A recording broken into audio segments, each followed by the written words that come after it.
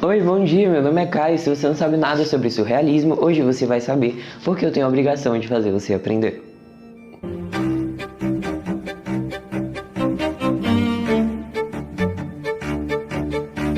Antes de tudo, a gente precisa fazer uma viagem lá para o século XX, que foi o período onde começam a ocorrer várias transformações sociais motivadas por descobertas científicas, assim como a teoria da relatividade de Einstein e a criação de aparelhos tecnológicos, como o telefone e o automóvel. Mas não foi só isso não. Nesse momento, o mundo presenciava os horrores das duas grandes guerras. E assim surge a necessidade de retratar as insatisfações, o desequilíbrio e as novas percepções da sociedade por meio de movimentos artísticos conhecidos como vanguardas europeias. E é aí que entra o surrealismo.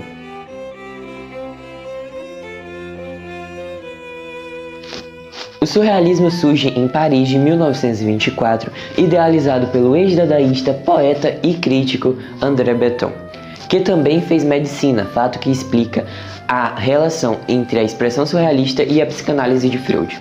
Breton lança em 14 de outubro de 1924 o Manifesto Surrealista, que diz o seguinte: o automatismo psíquico, que é o conceito de deixar fluir os pensamentos sem bloqueios, e a valorização da naturalidade das expressões, em estado puro, mediante ao qual se propõe exprimir verbalmente por escrito ou por qualquer meio ou funcionamento do pensamento, ditado do pensamento suspenso, qualquer controle exercido pela razão, alheio a qualquer preocupação estética ou moral. Podemos considerar então que o surrealismo valoriza o inconsciente ao incorporar sonhos e fantasias em suas obras, desafiando o tido como racional. Não só isso, assim como todas as outras vanguardas europeias que foram influenciadas por movimentos artísticos. A expressão surrealista foi influenciada pelo dadaísmo, propondo a quebra com as convenções tradicionais.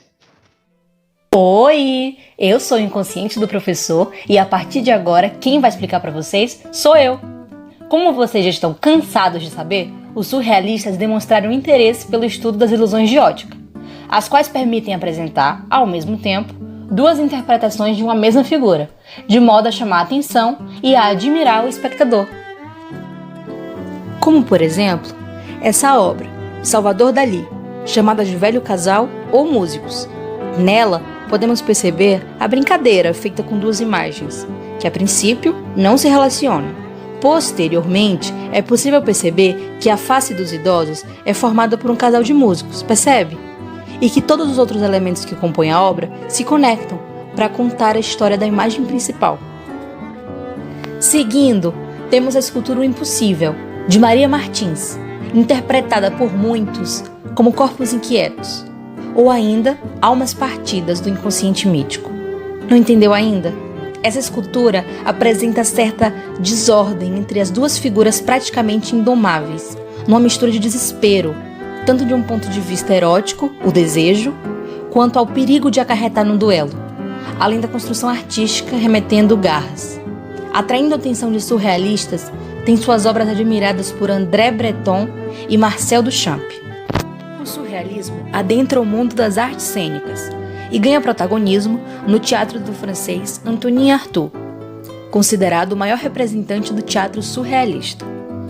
A dramaturgia surrealista tem um caráter instantâneo e direto, em que os inconscientes de artista e espectador se ligam. Para isso, faz-se o uso das expressões não verbais, como figuras místicas ligadas ao mundo dos sonhos, danças e acrobacias, para criar um ambiente fantástico. Já no cinema surrealista, o maior representante, sem dúvidas, é Luiz Buñuel. Diretor de O Cão Andaluz, o filme reúne vários conceitos do surrealismo, desde a psicanálise de Freud até o desligamento do consciente e racional. O Cão Andaluz não segue uma ordem normal dos fatos, e nem mesmo procura ter senso. No filme, vemos a mão do próprio Buñuel se encher de formigas após ele cortar com uma navalha o olho de uma mulher. Em outra cena, um livro se transforma em uma pistola, e por aí vai. Em sua autobiografia, Meu Último Suspiro, o diretor explica o processo de criação em que esteve junto a Salvador Dalí. Ele diz que não aceitariam nenhuma ideia que pudesse, de alguma forma, ser vinculada à razão. Para ele, era preciso abrir portas da irracionalidade e manter apenas o que surpreendesse. Como vimos até aqui, o surrealismo se compromete quase que inteiramente com o inconsciente, de forma a ser ele o guia do artista. Na escrita não é diferente. Os versos são elaborados com espontaneidade, priorizando o pensamento livre, já que os escritores surrealistas eram adeptos ao chamado puro ato de criação.